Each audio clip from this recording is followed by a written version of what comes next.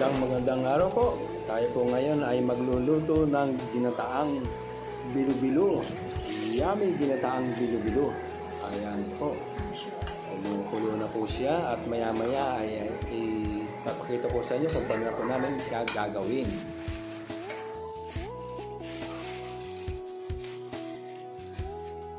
Ayan, lalagyan po namin ng saging, hinog na saging. Bumili kami sa palengke kanina.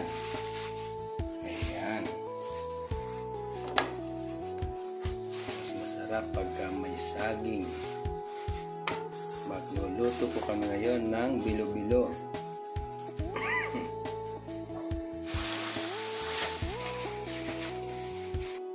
Ito po yung aming in-slice na kamuting kahoy. Ayan, naghiwa-hiwa na po kami ng kamuting kahoy. At ito po yung aming ginawa naming bilo-bilo. Ito po yung harina, flour namin, nasa masa namin. Malagkit na bigas na giniling. Malagkit na bigas o malagkit na giniling. Bibilog-bilogin po namin yan maya-maya. Tatakpan po natin para umalsa konti.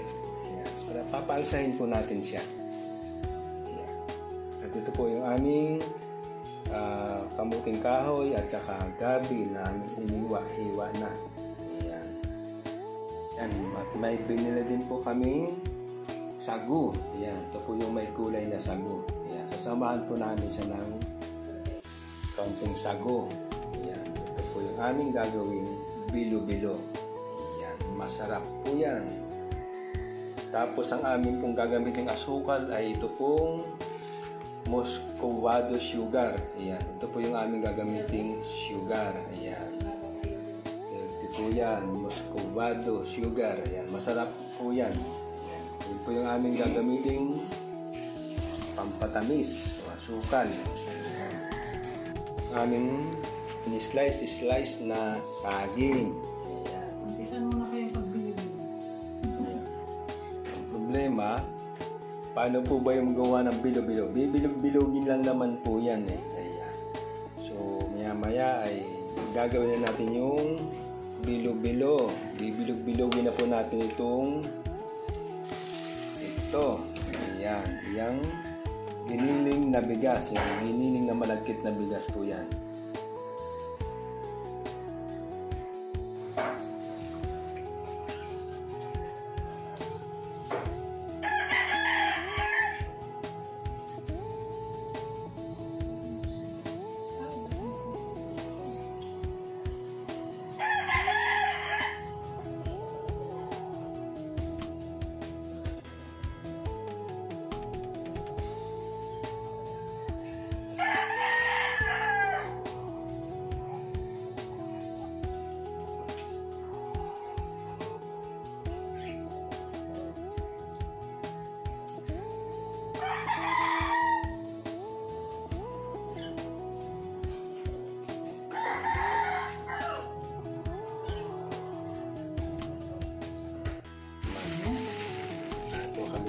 Harina.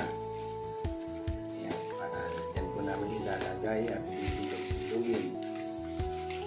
Ayan.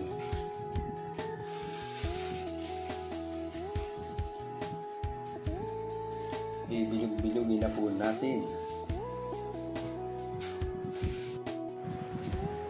Ilalagay po tayo ng harina sa kamay. Ayan, para hindi po siya dumikit. Tapos, kukuha po tayo ng konting harina pa sa kamay. Tapos, bibilog-bilogin na natin po yan. Ganyan lang po yan. Bilog-bilog. Tapos, lalagay po natin dito sa gilid. Kukuha lang po tayo ng ganyan. Tapos, bibilog-bilogin lang po natin. Maliliit lang po yan, maliliit. Ayan, ganyan. Lagyan po natin yan. Kailangan medyo maano po ng harina yung kamay natin. Tapos lalagyan po bibilog-bilogin lang po natin ulit. Yan. Hindi po pantay-pantay yung ating pagkabilog. Kuha po tayo ng konti. Konti lang. Tapos, bibilog-bilogin. Ayan. Bilog-bilog-bilogan. Ayan.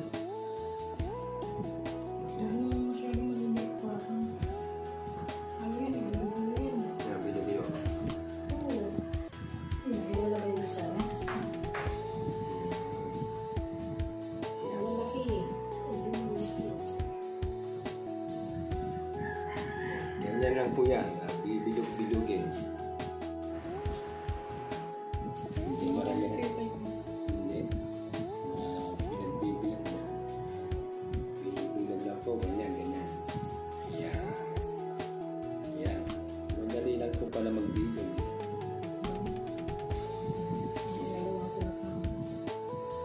Nagawa po tayo ng bilog-bilog. Ito po ang aming binibilog-bilog ngayon ay ito po yung giniling na malagkit. So, nagawa na po kami ng bilog-bilog, binibilog-bilog. Yan.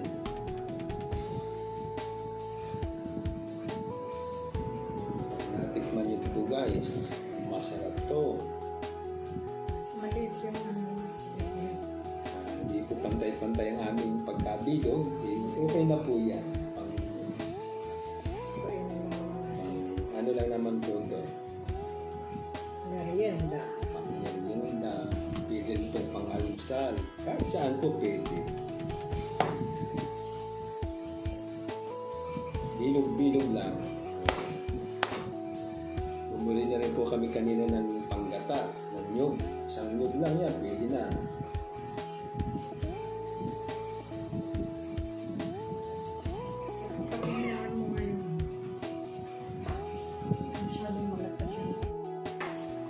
Ito po yung ating gata. Gata ng nyug. Pinagata na po natin yan sa palengke. Yan. At meron din po tayong kakang gata. Pagkalan po natin ng tubig. At ito po yung ating sago na binili kanina.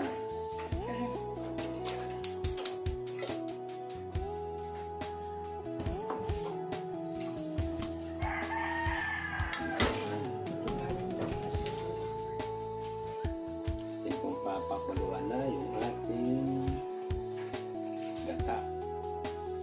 Gata ng nyug.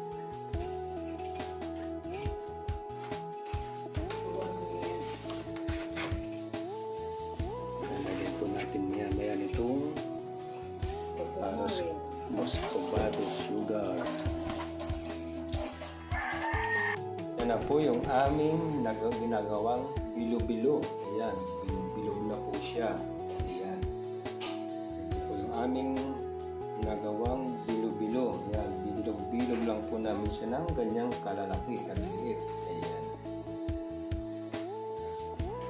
Ito po yung aming mga slice na saging, kamuting kahoy at saka gabi, kasama na po siya dyan. Kain po tayo. Kaya habang pinapakulan po natin ay kakain muna po kami ng lalagyan po namin siya ng asukal, sugar. Ayan. Kaya ganyan na po ang kulay niya. Kunin natin na. Kasi susunod po namin dyan yung bilo-bilo.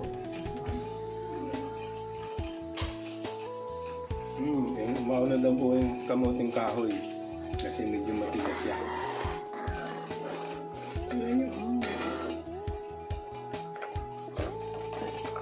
Natalsik kasi. With gabi. With gabi yan. Kamuting kahoy with gabi po namin pinalagay. Tapos maya-maya konti, ano po siyang papakuluan muna.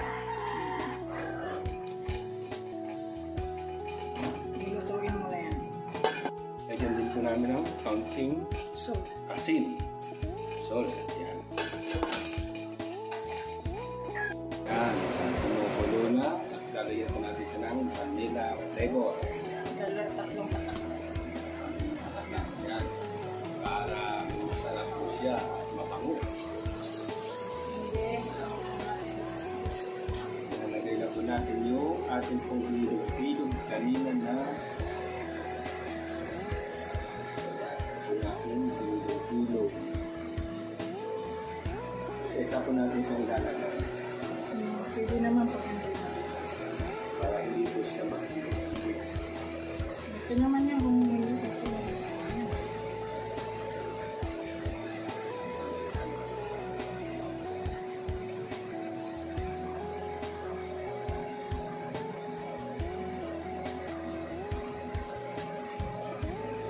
Pag naluto po yan, marami na po yan.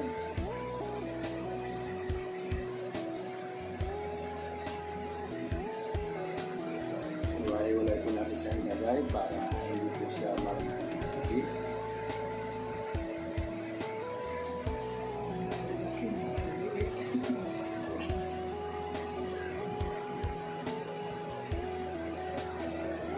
Hindi po pantay-pantay yung aming pagkabilog. Kaya okay na rin po yan. Bilog-bilog.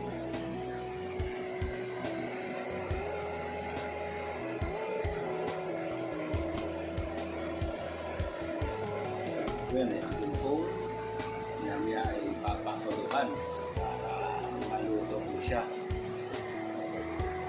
Ganyan na po at malapit na pong maluto. Susunod po namin dyan ay yung aming pong iniwa, yung slice na saging. Tapos uling-uling po namin ilalagay dyan yung ito po. Ito yung unang gata o yung bakang gata.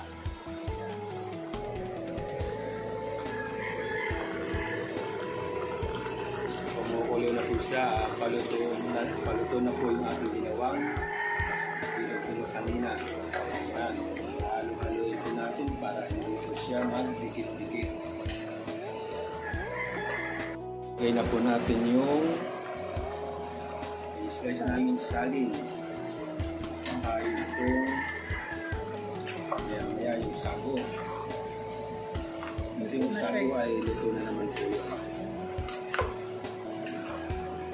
Halo-haloin ng konti at kasi sakit lang po yan, maluluto na. At ilalagay kakang gata. Ayan po yung unang piga. Yummy, yummy!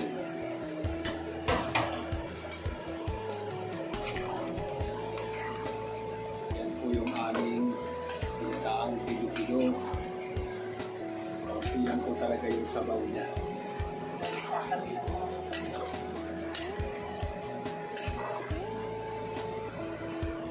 Maamoy na po yung nilagay po namin kaninang vanilla. Yan po yung sago na nilagay po namin na pinili po namin. Ibang kulay. Dahil wala po kami nabiling langka, ay ayan na po namin nilalagay. Yan.